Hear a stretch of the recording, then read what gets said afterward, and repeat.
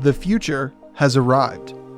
As the world and humanity itself moves faster and faster into unimaginable possibilities, old institutions that built connection and shaped our sense of meaning are falling by the wayside. In their wake, profound questions about ethics, our purpose, and spirituality demand new answers. Join your host, Scott Mason, in Season 2 of the Purpose Highway podcast. We will explore how these social changes will revolutionize our society. We will learn how they impact our own search for connection and meaning. And we will hear stories of influencers whose lives have had radical change from the inside and found profound connection to others and themselves through a new definition of meaning. The future has arrived. Are you ready? When you're racing down the Purpose Highway, we want to make sure you're healthy and happy every step of the way. That's why we're proud to partner with It's NOLA, 21st century plant-based healthy granola snack bites made with real ingredients and audacious flavor. It's NOLA crafts small batch hand-rolled granola balls that are vegan, gluten-free, and naturally low in sugar. It's NOLA's delightful bites come in 3 flavors: luscious cranberry coconut, sassy mango masala, and dark, decadent, chewy chocolate. It's NOLA is available to both individual customers and for wholesale accounts at itsnola.com. That's itsnola.com. Guests on this show are already enjoying this delicious snack. Check out It's NOLA's website for yourself and find out how good it is. Hello, everybody. It's Scott Mason revving up for another race down the Purpose Highway. If you like what we're doing, be sure to subscribe and give us a thumbs up on YouTube or a review on Apple. And sitting with me today in the front seat is Laura DiBenedetto. Laura is a TEDx speaker, a #1 best-selling author of The 6 Habits, and a life mastery coach. Laura teaches how to create the life of our dreams without sacrificing what we love. Laura is the founder and CEO of the award-winning marketing company Vision Advertising, located in the greater Boston area. She created, built, and ran the growth-oriented enterprise for 19 years with tremendous success before retiring from active involvement in 2018 at the age of 37, passing on the reins to her successor. Over the years, Laura personally sold several $1 million in ongoing contracts, was featured on Fox News and other Boston area programming, was publicly recognized for business accomplishments, and was named a 40 under 40 winner at age of 28. Laura, welcome to the show.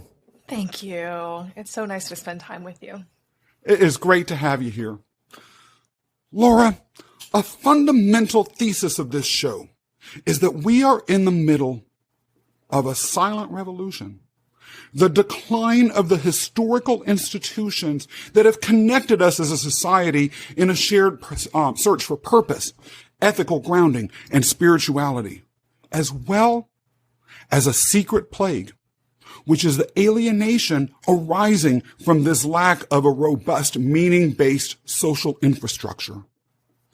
In your book, you start off by saying explicitly that you are not religious, in a way that you are part of the silent revolution, and that you wanted to differentiate yourself from a lot of self-help work that's out there that's airy-fairy and non-substantive. And I have to say, for those who read the book, you deliver on your promise. You are substantive. But why did you feel it was so important to lay down the groundwork for your thinking and what you're presenting in the 6 Habits in those very specific terms? I love that question.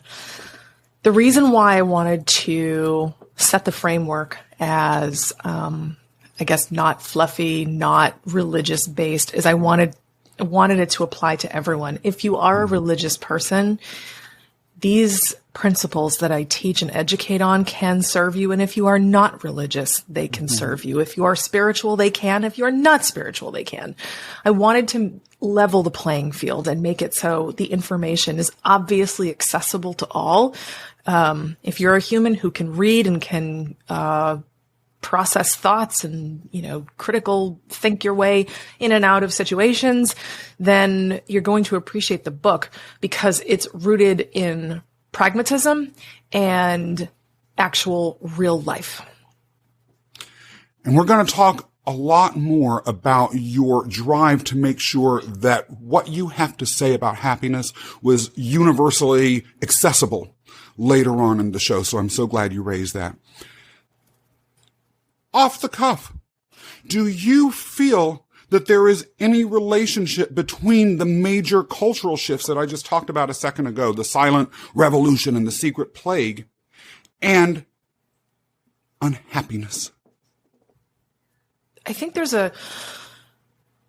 a direct connection between where we are as a culture globally, and happiness and the prioritization that we place on actual happiness versus symbols of happiness.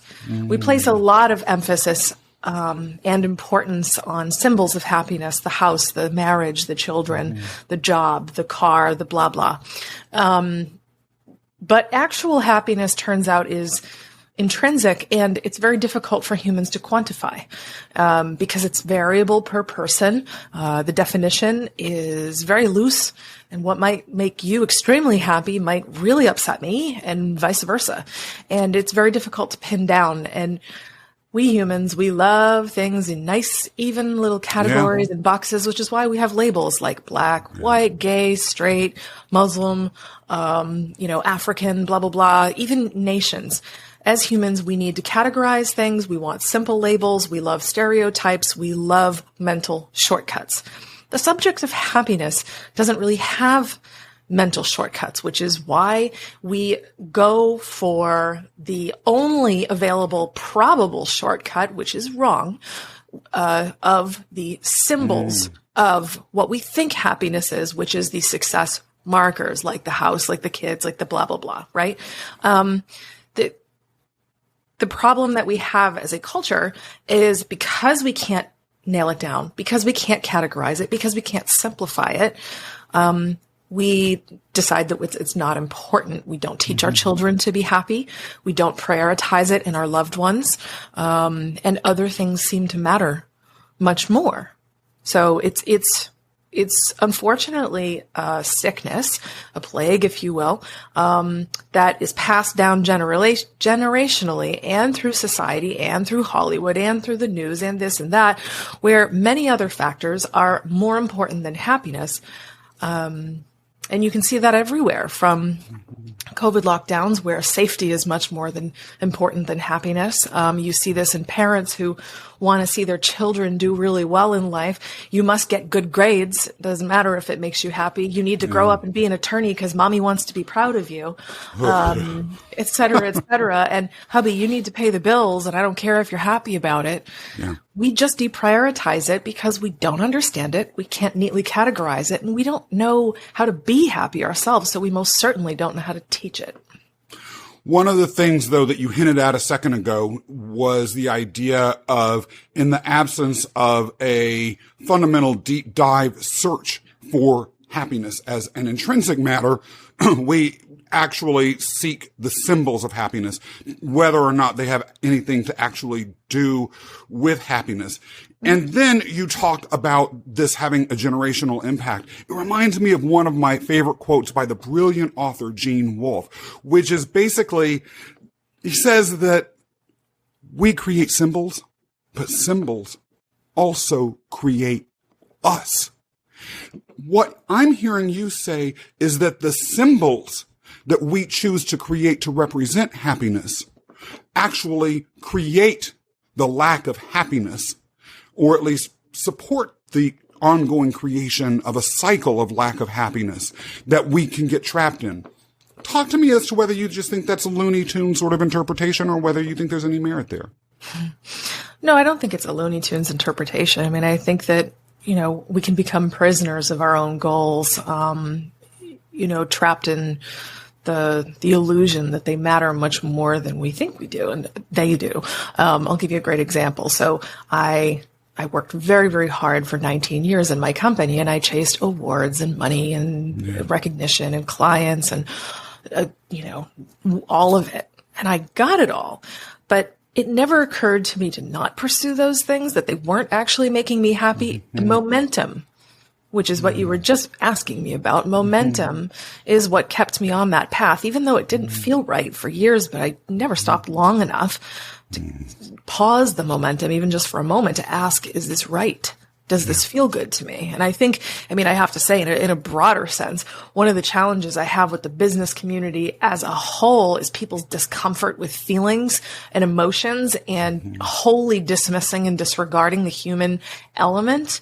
I'm a very unusual boss in that I genuinely care about the people that work with me. And I really want to know how they're doing as humans. What's going on in your life? Are you happy? Are you fulfilled? Are you afraid? Are you inspired? Are you beaten down? What's going on with you? And a lot of people don't even want to touch these things. Perfect example. I was chatting with a colleague, through text who was absolutely reluctant to share what was really bothering her. She kind of let the veil slip for a moment to let me know that she was distraught. And I just asked, what's wrong? Do you need someone? She's like, no, I'm good. But you're not good. That's evidenced by what you've just said. And because we know each other through business, you feel the need to perpetuate this absurd facade that you don't have feelings and that they don't matter. It just further contributes to the decay of any sort of importance of the notion of happiness, and people don't even care about it in the corporate culture. We want our employees to be happy. No, you don't. You want your employees to stay. That's why you care. If you actually cared about their happiness, you would completely change your metrics in the HR department, in your recruitment department, in the way you run your companies. What you're saying has very far-reaching implications, actually. It goes as to the way we approach regulation, for instance. It would go as to the very way that we approach the legal system. It would go as to the nature of the relationship between legal management and the whole idea of performance metrics. It would go as to, frankly, the whole idea as to what leadership in a business context is. And perhaps not just go as to the performance metrics that we use for employee performance or even product or service performance, but leadership performance. Absolutely. I think there's so much emphasis personally and professionally on simply outcome, right? I'll give you my TED Talk as an example. What a thrill to be honored to be able to do that, right? I was invited to do it before the world erupted with this COVID madness. And I was not able to speak in front of an audience as I had dreamed of doing. Instead, I spoke in front of 2 camera people and a bunch of lizards. It was not what I'd envisioned. And what I discovered through even that experience, and I keep seeing this repeating over and over and over, is the real gold, the real gift is in the journey. The journey for me was writing my speech, was in, deep diving into it, spending time with people that had a shared vision of spreading one powerful idea and helping humanity improve even just a little bit. And the joy was in the journey. Now, if you think about this, we're very outcome based. As a culture, as individuals, I want the car, I want the house, I want to get married. Some people they put so much emphasis on the wedding versus the actual union, right? And the thrill of creating a union and the process of getting married. Nope, it's just outcome, outcome, outcome. I would propose that if we were to modify our emphasis and our attention to journey versus outcome, being mindful of the outcome and not dismissing it, we might find that our outcomes might shift to more organically successful things. We might discover that we don't necessarily want the outcome as much as we think we do. We might get to know ourselves better. We might become better leaders. We might get to really enjoy the day to day. Like I talk about in one of the chapters in my book, presence is a very, very critical part of things. And we don't pay attention to presence at all in a corporate culture, in individual, in family culture, at home, and in culture in general. It's all very future-based, past-based, worrying about the future and regretting the past or longing for it or whatever. And there's quite a bit here where if we had an opportunity to shift to journey-based thinking, hell yeah, we'd be better leaders, better parents, better partners, better coworkers, better anything. But couldn't a very critical individual who's listening to that and then connecting the dots to your book argue that there's a contradiction in what you're saying, which is that your book, at least superficially, and again, I want to make sure that it's clear. One thing I enjoyed about talking with you and enjoyed about reading your book is that you tend to steer away from the superficial. But let's just hang on to the shallow for a second. Okay. Wouldn't one be able to say that the book itself is promoting and supporting outcome-based thinking? Because the outcome that the book promises is happiness. How would you answer that critique? Well, as a marketer, you have to meet people where they are. That's it. If you understand the world through the lens of outcome, that's where I have to meet you. However, if my persuasive argument is to enlighten you to evolve as a human and to become more, right? If I put that on the cover of the book, nobody's going to read it because they're very outcome based. They're not journey based. In order to invite someone to become journey based and really enjoy this crazy life, you got to meet them where they are. It's just basic marketing. I mean, I can't tell you like how many times over the course of my, marketing career, I've had a very well-meaning, let's say, attorney or something who's very good at the law and very good at business say to me, "Hey, can you help me promote my business on Facebook?" My answer is always, absolutely, right this way. Let's talk about that. And then my job is to talk about how that's probably a very bad idea because that is not the correct promotion medium for them. But let's discover the real problem. The real problem here is that you just want more clients. Okay, so let's solve that. Instead of asking me to put you on Facebook where you've presupposed that that's the solution, it's not. Let's actually discover the real problem and then uncover the real solution. That's exactly what this is through my book. It's really meeting people where they are and giving people an opportunity to see things differently, choose differently, and reveal a wealth of possibility. You know, the whole concept of the 6 habits, it's not even just journey-based, it's also freedom-based. We trap ourselves into these outcomes, just to like stick with that theme.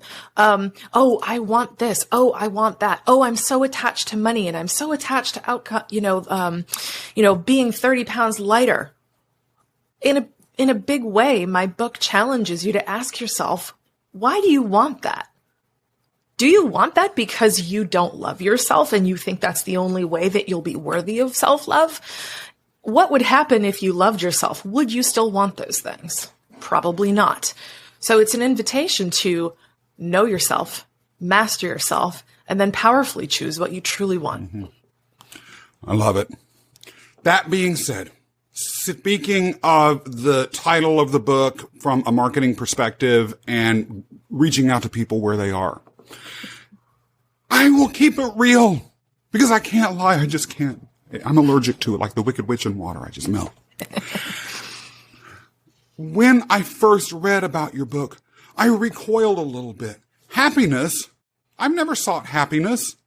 I might seek connection. I might seek getting tough. I might seek understanding and enlightenment. Happiness, at least in my light cone, isn't something that I'm even generally seeking as an outcome. Now, of course, I was intrigued, especially after we spoke and dug in a little deeper and learned a lot that we'll talk about as the interview goes on.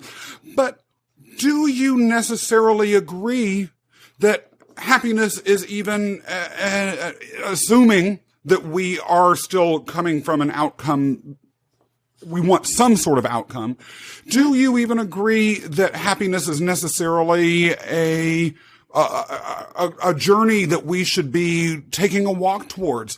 What do you have to say to someone like me who's just generally doesn't think about happiness in terms of where I want to go in life? Happiness is a really tidy catch-all term. A lot of people derive greater satisfaction. Satisfaction and happiness, they're similar, but they're not the same. Fulfillment. There are just so many synonyms for the concept. You know, the reality is every person on the planet does what they do, because they're ultimately pursuing just being happy, moment to moment.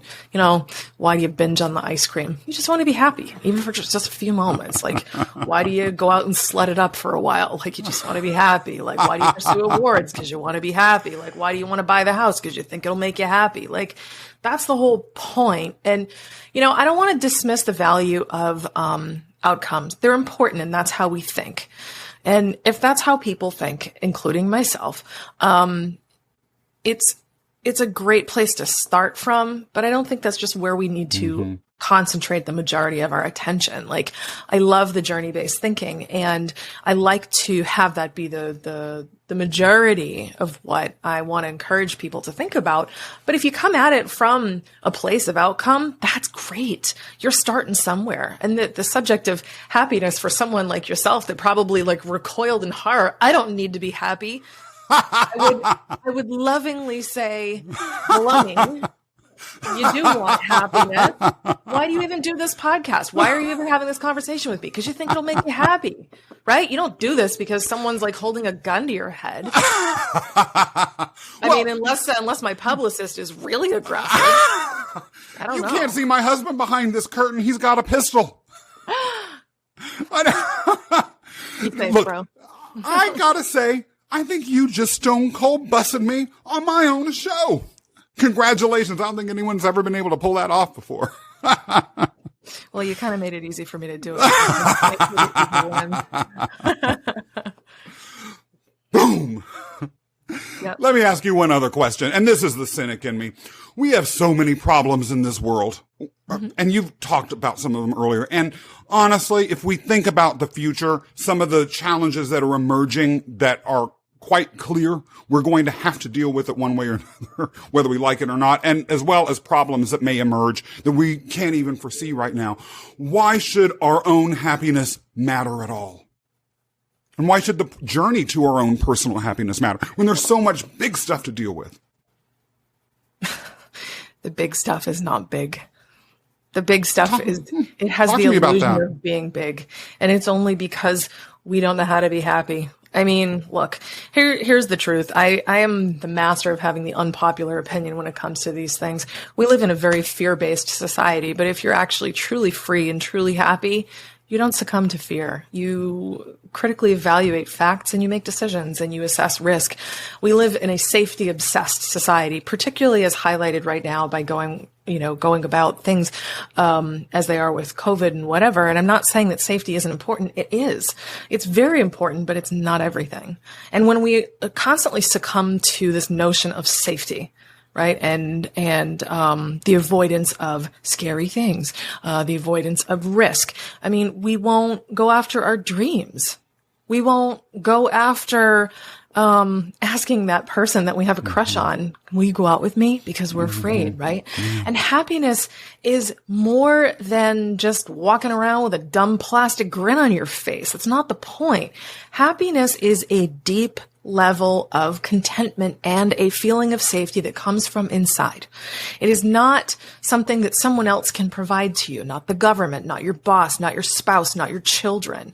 You know, your creator-given rights to life, liberty, and the pursuit of happiness, they're actually talked about in the Declaration of Independence. I love the Declaration of Independence, and it really speaks volumes about what our forefathers knew we were capable of. And I think about what we are capable as people. And when we constantly succumb to fear, and safety-based obsessions and limits and worrying about avoidance of negative outcomes, you know what we're doing? We're actively choosing not to pursue joyful outcomes. We're actively pursuing the avoidance of success and awesome adventures and the whole friggin' richness of being alive. We weren't born with bubble wrap, right? Yeah. We weren't. I wasn't. Hell no. Yeah. My mom, poor thing, she had to be sliced from stem to stern to get me out of there. Yeah. And I did not show up with bubble wrap. None of us were. We were meant to fall, scrape our knees, do things. And, you know, we keep thinking that all these things that are going on in the world and with, you know, all the stuff that's happening politically and scientifically and medically, that they're all important. They are to a degree, but really they're not. It's only important in the way that we make money important. We only make it important because we agree that it matters. But what if we stop agreeing that it matters so much? I mean, here's some perspective for you. Okay. The three of us on the show right now, we are all three tiny little specks of dust, of one of over 7 billion people on a rock hurtling through space at mind-bending speeds. And 300 years from now, no one's going to ever know what the 6 Habits is or was. No one's going to remember any of this COVID stuff. 5,000 years from now, people are going to be like, United States of America, what's that? They probably won't even be speaking English. It doesn't matter. Nothing matters. And we are so irrelevant, it's not even funny. So while that's depressing and people might be like, wow, she's a crackpot. No, I'm not. Because once you realize the absolutely extraordinary irrelevance of everything going on, you're truly free. You stop being afraid of everything. You realize, wow, if I make a mistake right now, who cares? I'm here to live a good life. And, you know, if I get sick, okay, that's part of my human experience. I'm healthy. I take care of myself. Hopefully you do. Like, you know, you make decisions and you know what? Screw it. I'm going to go after that dream I had. I want to go live on an island. I want to go do this. I want to go do that. You start pursuing the I wannas instead of the I gottas. And life becomes more joyful. Happiness is the whole point. All the important stuff is not. You are proposing an ethical foundation for, or at least or perhaps more appropriately stated, a philosophical foundation for happiness that's firmly rooted in freedom.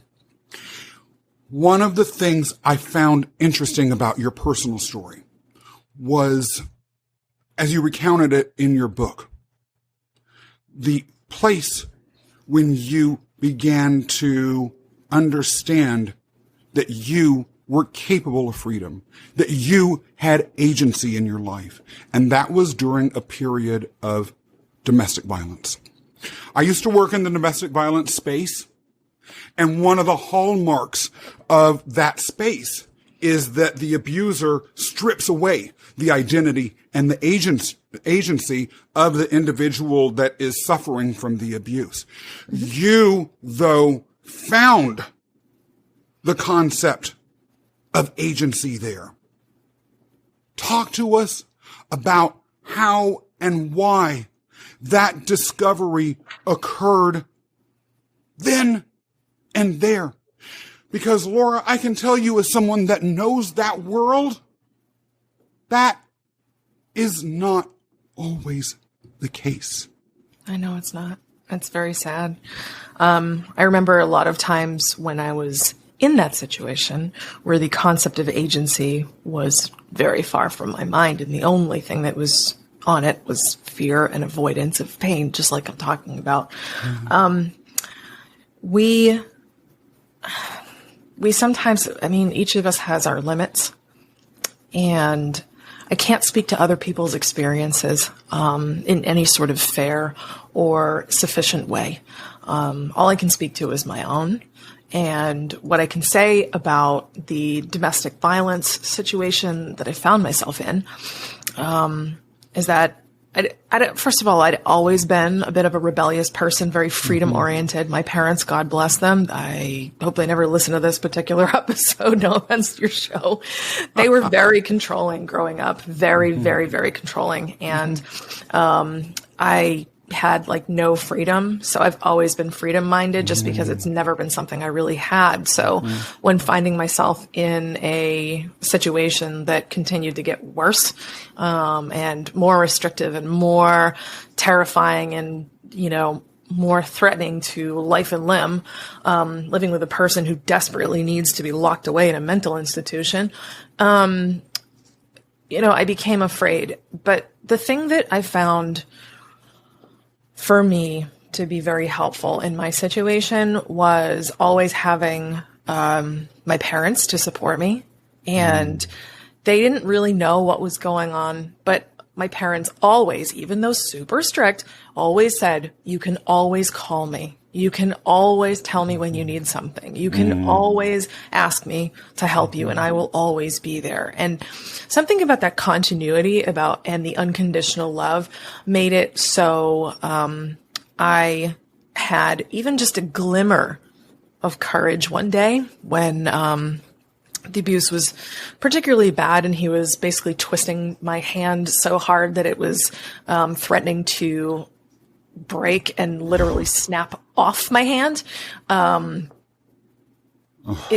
was something really powerful in that made me just kind of awaken just enough from the terror of what I was going through to recognize this is horrifically messed up.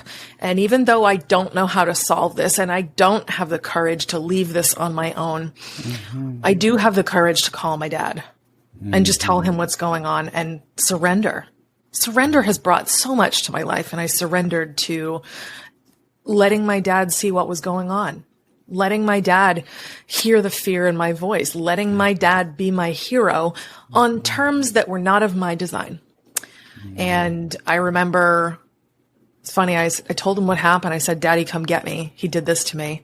He's like, okay, I'm on my way. My dad lived a half an hour from where I was. Well, I lived a half an hour from where he was. I moved around. They've been in the same place for my whole life. And the half an hour ride that it took for him to put the trailer on his truck so he could come get all my stuff and come get me, in that time, my mindset had already shifted back to fear. It was only just a brief moment of courage, just a glimmer. And in that moment, that's when I picked up the phone. But by the time my dad got there, I was like, Dad, I'm sure he's sorry. I think I should probably stay and hear what he has to say. And I'm sure it'll get better. And I know a lot of abuse victims do this, right? They feel so much sympathy toward their abuser. Stockholm syndrome. They identify with what's going on. And I did that too. But I remember my dad choking up, and he's a person who doesn't cry ever. And I remember him looking at me and saying, please don't make me bury my little girl. That flattened me. And I was like, okay, I hear you. And I understood the gravity of the situation. And I want so badly to be the powerful, Marvel superhero for you in this moment, in this interview, to tell you that, oh yes, I recognize my own agency. No, I didn't. I just had a glimmer of courage to call my dad, and my dad guilted me into leaving. And I'm glad I let him do it. I surrendered. And it was only then, once I got to his house and I cried it all out and let my mom hold me and I let everything tumble out, that I began to see my own sovereignty and my own agency. And my mom and dad always, they encouraged me when I was staying with them again. Come on, get on your feet, get a good job. Come on, get going, stand on your own 2 feet. And I was like, I don't want to. I just wanted to stare at the wall and cry all day, every day. And I did. I was in a catatonic stupor for a long time. But they kept encouraging my independence. Come on, get up, get a job. You don't get to sit on your ass, do the dishes. Come on, contribute, be a human again. And, they, imperfect as they are, they kicked my ass in the right direction multiple times. And that was a really, really crappy chapter of my life and theirs, and what fear they felt for me. But, it was also a very powerful gift in the sense that I have so much more tools at my disposal because I'm able to really see what's possible. I'm able to speak to people who have been through this with such profound solidarity and empathy, and really walking those miles and really sharing heart space. And also, I understand what it's like to feel so beaten down by life and others who wish to control you. And I'm very much in the hell no camp when it comes to anyone who wishes to control me. Probably is a very hard overcorrection to what I went through before. And I'm glad that I'm this way. I learned strength. I learned resiliency. I learned to see what I'm made of. And I learned, even though I rebelled and didn't want this lesson, I learned the power of surrender. And it would take me 2 decades before I really leaned into that one. But it was a pivotal chapter in my life. I think there's a lot there. And the concept of agency it's very hard for some of us to grasp. Very, very hard, because we feel as though we are beholden to others in some way, be it an abuser, be it a parent, be it a crappy boss, government, just others by peer pressure. We feel beholden. However, we're not. And the moment that we realize that we are indeed sovereign, then we start to choose differently, and we can show up with greater love for ourselves and for those around us, because what we see in the world actually changes. There's so much in what you just said. It's actually challenging to wrap my little mind about where I want to go next. But I will narrow it down to 2 things, one after the other.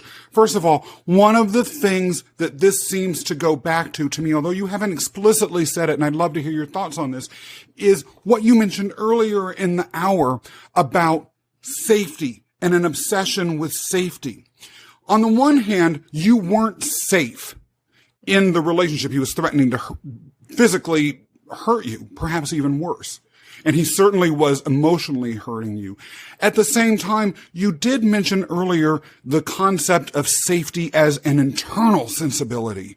And I'm curious to what extent, if at all, there was a certain safety in experiencing the comfort of a relationship as horrible as it was that you knew, versus the safety of whether you could make it or succeed or emotionally be on your own.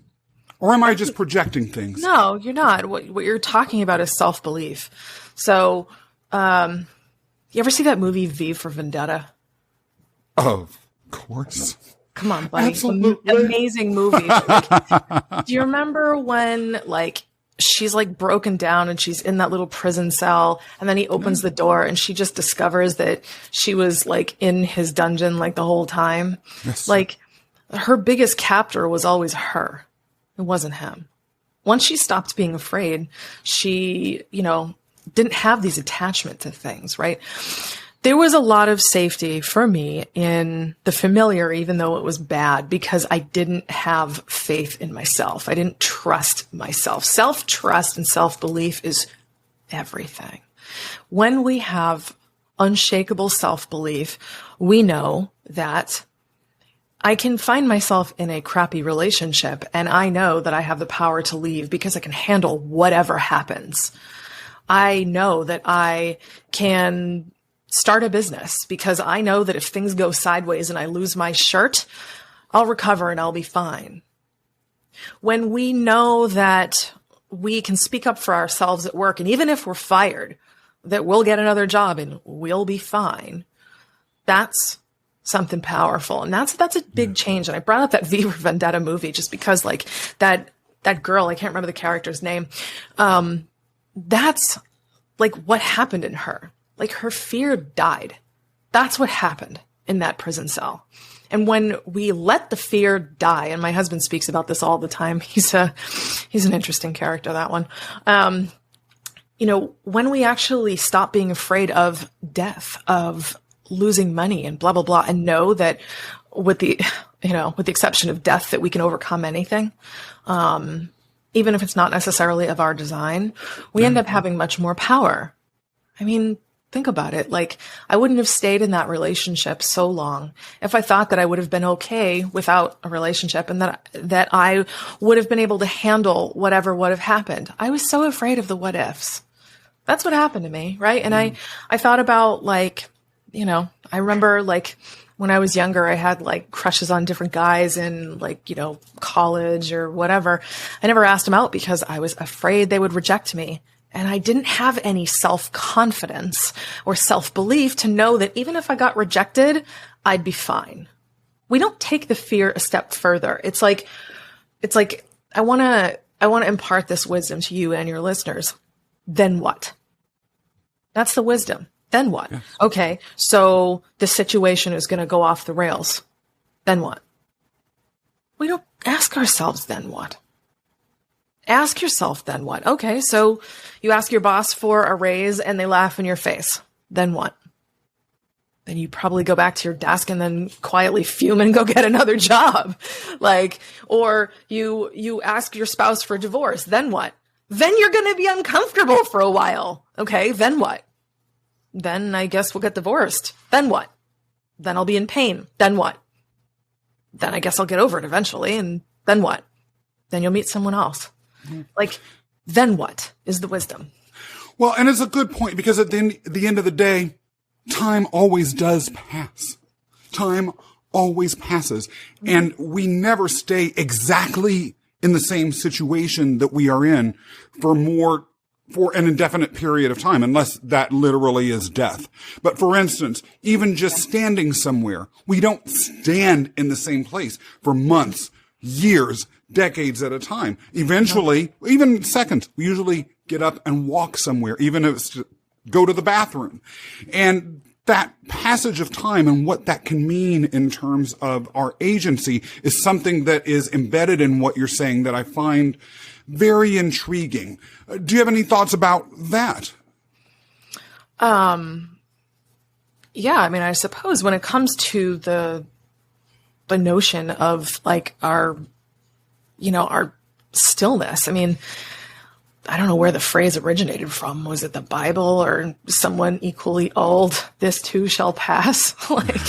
I mean, I remember talking to a friend of mine who was pregnant at the time, and she was newly pregnant. This too shall pass. Enjoy this moment with your husband. Mm-hmm. Oh my God, I'm morning sick. This too shall pass. You won't be for long. I'm in so much pain. I'm going into labor. This too shall pass. This is temporary. He's so little and tiny. Look at his little bitty toes. Yes, this too shall pass. Kiss those little toes while they're still small and holding still before they run away. And now that, kiddos in like 4th grade, it's like, hey, appreciate him while you still think that while he still thinks that you're cool, because that will pass too. Like, when we can appreciate the temporary nature of things, I think it really puts us in a really powerful position to have more of that agency, because we realize that the scary stuff, it's not permanent. Even some of the stuff that's going on in the world, it's not permanent. I hate to say this because it's terrible, but it's true. The Holocaust did not last forever. That was temporary. Terrible, but temporary. The Stalin's, reign was temporary. Suffering is temporary. Poverty can be temporary. Marital discord can be temporary. Tummy aches can be temporary. Mm-hmm. The temporary transient nature of things actually gives us much more opportunity to recognize our agency and stop being so afraid of things, because they're not going to last. I mean, the only things that last, according to my dad, and he's a scholar on this, is death and taxes. That's it. Yeah, I think we need to have a scholarship convention on those two things, but we'll have that discussion on a different podcast. I want to return to the subject of the silent revolution, which, as we mentioned at the top of the hour, the decline of a lot of these historical institutions that have provided us with pathways to finding ethical grounding, purpose-driven lives, or connection through the search for meaning. Such as organized religions. Mm-hmm. in decline. You said a couple of things in the pre-interview paperwork that truly stuck with me that ultimately tied back into those. Number one, you said you could really relate to the concept that every human being matters. Mm-hmm. Number two, you said, and I'm going to quote you here because it was an amazing quote, sharing the raw truth reveals the pathway to the truest freedom that a person can have. Mm-hmm. I argue, and there are experts out there who agree with this, that the institutional distrust that has fueled the silent revolution is driven, at least in part, by these institutions' reactions to these two factors. Number one, tribalism, the belief that not all of us are equally deserving of dignity and respect. Mm-hmm. And honesty. Let's deal with honesty first. We'll talk about tribalism in a moment, but I wanted to lay the groundwork for the questions. We could have a podcast episode on all 6 of your habits. In fact, multiple podcast episodes. And perhaps in a different world, we would. But kindness. I found it interesting that one of the habits that you discussed, kindness, was where you embedded the concept of honesty, as well as its corollary, at least as I was reading this, because in a way, when you think about it, what honesty is, it is this: ethics. Yep. Especially to some people like me, men, perhaps more than others, kindness can be associated with weakness. And if I were to make that association, it would almost, based on the framework and the description of the habit that you laid out, lead one to conclude that honesty itself can be a form of weakness. And honestly, many would argue that the institutional distrust that's fueling the silent revolution is led by institutions and individuals that believe that strength is severed from the concept of honesty. What would you say to anyone who may be following that line of thinking? There's much I could say on this, but I'm going to actually bring it back down to sales. Sales is something that we do all the time. And people who are not in sales are like, oh, well, I hate sales. No. When you want to convince your kid to eat their broccoli, guess what you're doing? Sales. When you want to ask someone to marry you, that's sales. When you're campaigning for a raise, that's sales. The concept of sales is bringing someone into your line of thinking to get them to agree with either your idea or agree with your path forward. That's sales, and it's executed across religions, government, corporate hierarchies, families. Okay. Now here's what I know about sales. I'm very good at it. And I'm very good at it because I believe in truth above all. And I know that anytime I ever had a prospect say to me, you know what? I'm not so sure that if I spend $60,000 with your marketing company, I'm going to get it back. That my best chance of selling to that client was always transparency and saying, you know what? That could happen. Let's talk about it. Let's explore every nugget of fear that you have, and let's determine risk versus a reward and actual probability of outcomes. Let's discuss that. Okay, fine. You know, in a lot of sales training organizations, you get new recruits and new people that are looking for the silver bullet. And what's the magic phrase that I say to get this person to buy my thing? You know, what features and benefits do I need to show in my flip chart? None of the above, my friend. You need to listen and be transparent and discuss people's fears with them respectfully and with dignity. So this is one of the reasons why I would argue there have been slow uptakes of the vaccine across the United States, is because people who have questions are not being treated to the transparent skeptical conversations that they want to have. You've got a lot of people who probably would be like, sure, make me a believer, but I want to discuss the entirety of the situation, not just what you want me to think. And that's been very difficult for some people to swallow. So they've remained, opposed just because they don't get to have that critical conversation of transparency. I mean, oh my God, I even think about little stuff like, hubby, I really want to do this with you and I want to do that with you. And these are things that he doesn't necessarily want to do. Why do you want to do it? Well, the more transparent and honest I am, the more likely I am to get that outcome. When I think about it in the business context, just because that's how I view life, because that's what I've been doing my whole adult life is business, it's just so much easier for me to understand. And having sold millions upon millions of dollars to companies of all different sizes, swaying someone to my way of thinking has always been best served through profound transparency and letting people talk about the things that are bothering them. So when it comes to the subject of my book and the habit of kindness, I'm speaking about kindness to ourselves. And when we're kind to ourselves, I would say for a lot of the military folks out there who went through basic training and stuff like that in boot camp, they're probably like, kindness is weakness. Yeah, well, you know what? That's your right to choose that and think that way. But I firmly believe that if you tell someone you can do this, it works better than you're a piece of crap, get down in the mud. You can't do this. I believe in positive psychology. I am a firm believer in positive psychology, and my life is a testament to that.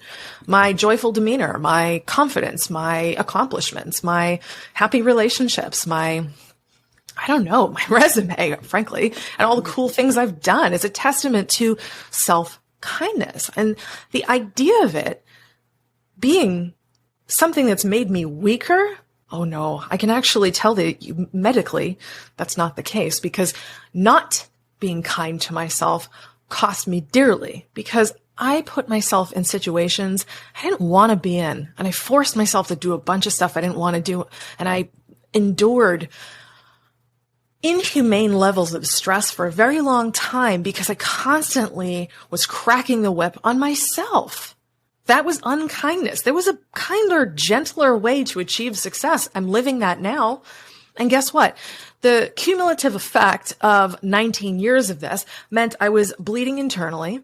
I was in the hospital for anxiety attacks that I thought were the big one, the heart attacks. And I thought, this is how it ends. Call my mom. I love you. It's been great. Unkindness has a price. And you know what? You might achieve through unkindness. You will achieve better without so much resistance if you use kindness to get you there, and you'll actually enjoy the damn journey. As I mentioned earlier, kindness was one of the 6 habits that you listed in your book. Mm-hmm. And you also mentioned that every human being mattering was something that you truly feel passionate about, and that tied into the tribalistic nature of some of the ways that these historical institutions that have helped guide people to meaning have failed us as a society. Do you believe that following the 6 habits can take us back from the brink of the many human catastrophes that have happened because of the belief that not all human beings matter as much? There is a great deal that's possible if millions upon millions of people not just follow the 6 habits, but make them their actual habits. And these are mastered ways of being. So what happens is, we're not going to change things in the next 5 years. I could get my book in the hands of every person on this planet, half of whom wouldn't read it. The other, then the other half would be splintered down fractionally between people who would read it, then those who would actually do something about it, and those that would basically make it their own internal dogma, right? The dogmatic people who would adopt the principles and make it their mission to live the lifestyle that the 6 habits promise us are those who will be better parents. They will teach their children to love themselves from day one by modeling better behavior. They will teach their children not to learn self-sabotaging, lazy things, and fear-based thinking of, oh, don't go after your dreams because you might fail. How many people do you know are afraid of failure? We will demonstrate courage because our children, they don't pay attention to our words. I don't know if you've noticed this. Kids are stubborn little buggers. I ought to know. I used to be one. And it's like, that's cute that you're saying that. I'm going to go set that on fire. I'll be back in a few minutes, right?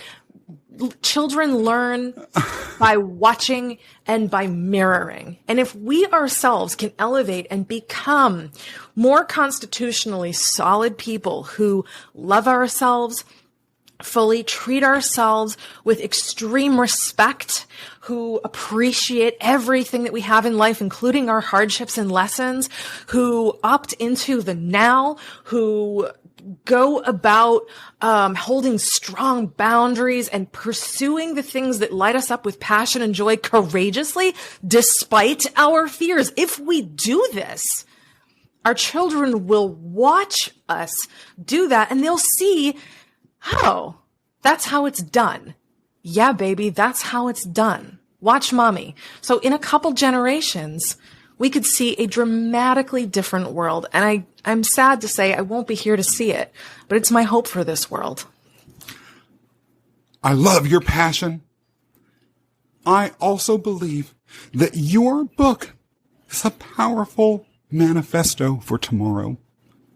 Thank you. I think so too. I'm just keeping it real. Do you think, as a final question, that we as a culture are ready to take on the 6 habits? Absolutely. The worse things get in the world, and they're definitely not heading north, they're heading south. The worse things get, the more people are aching for relief. So yes, I think the timing is appropriate. And believe me, things will get worse before they get better. So the timing will continue to improve the worse things get. Laura, this conversation has been riveting. How can people find out more about you? Where can they get your book? It's on Amazon. It's on Audible. If you enjoy the sound of my voice, you can have it read to you by me on Audible. You can also go to the6habits.com. It's THESIX habits.com. If you forget the, you're not getting there. If you don't spell out the word 6, you're not getting there. It's THESIX habits.com. The6habits.com. Awesome. Laura, it has been great taking a ride with you today. Thank you for joining us. And for everyone tuning in, if you like this episode, be sure to subscribe and leave a review on Apple or a comment on YouTube. And see you next time for another trip down the Purpose Highway. When you're racing down the Purpose Highway, we want to make sure you're healthy and happy every step of the way. That's why we're proud to partner with It's NOLA, 21st century plant-based healthy granola snack bites made with real ingredients and audacious flavor. It's NOLA crafts small batch hand-rolled granola balls that are vegan, gluten-free, and naturally low in sugar. It's NOLA's delightful bites come in 3 flavors: luscious cranberry coconut, sassy mango masala, and dark, decadent, chewy chocolate. It's NOLA is available to both individual customers and for wholesale accounts at itsnola.com. That's ITSNOLA.com. Guests on this show are already enjoying this delicious snack. Check out It's NOLA's website for yourself and find out how good it is.